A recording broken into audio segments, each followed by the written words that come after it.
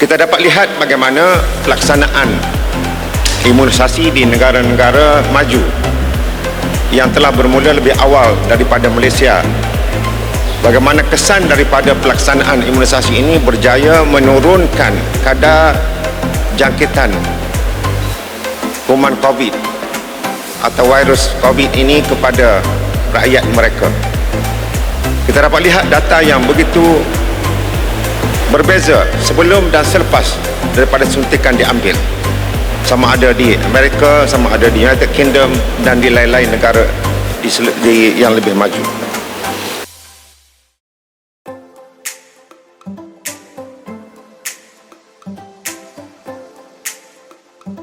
Alhamdulillah, pada pagi ini kita mengucapkan syukur kepada Allah Subhanahu Wa Taala kerana dengan limpahnya kita dapat hadir dalam majlis pelancaran program imunisasi fasa kedua peringkat negeri Terengganu.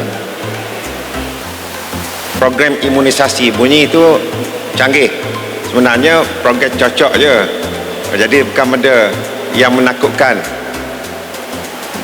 Seperti yang diumumkan di peringkat kebangsaan dan di negeri, program imunisasi COVID-19 kebangsaan ini mempunyai 3 fasa.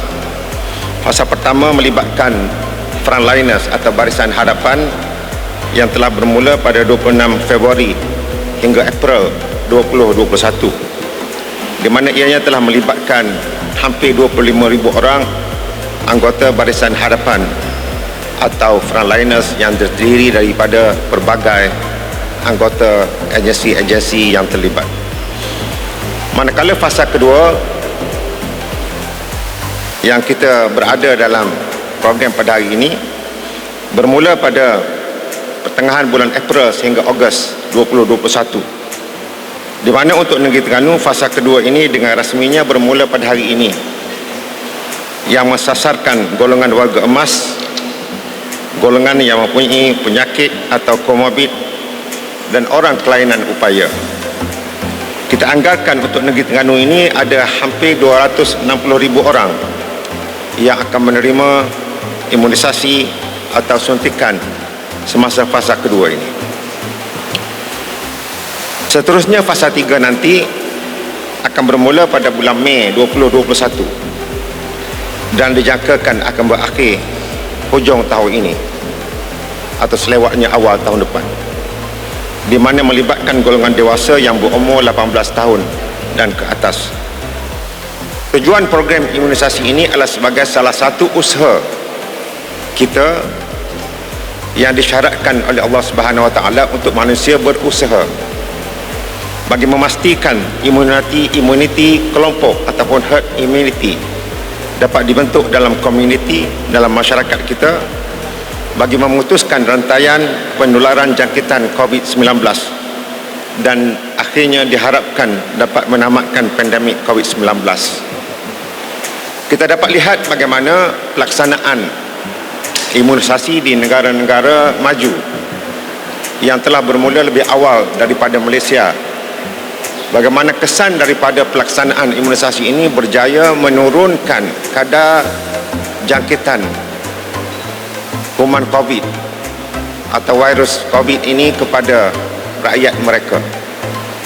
Kita dapat lihat data yang begitu berbeza sebelum dan selepas daripada suntikan diambil, sama ada di Amerika, sama ada di United Kingdom dan di lain-lain negara yang lebih maju.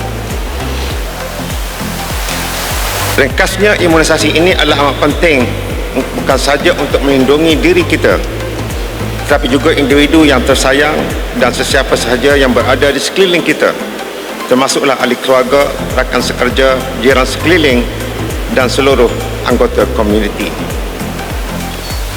Saya mengambil kesempatan ini juga untuk mengingatkan bahawa imuniti terhadap penyakitan COVID-19 tidak terhasil dalam masa yang singkat selepas kita ambil dos yang pertama ini ataupun selepas dos kedua.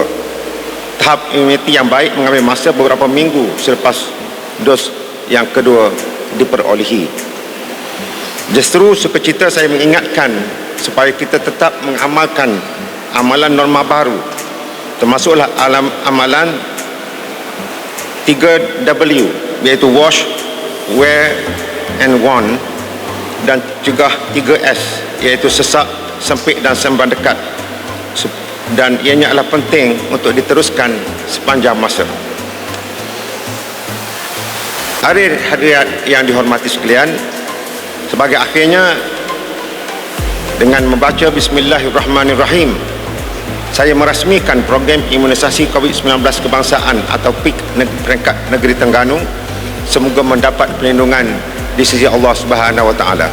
Wabillahi taufiq wal hidayah. Wassalamualaikum warahmatullahi wabarakatuh.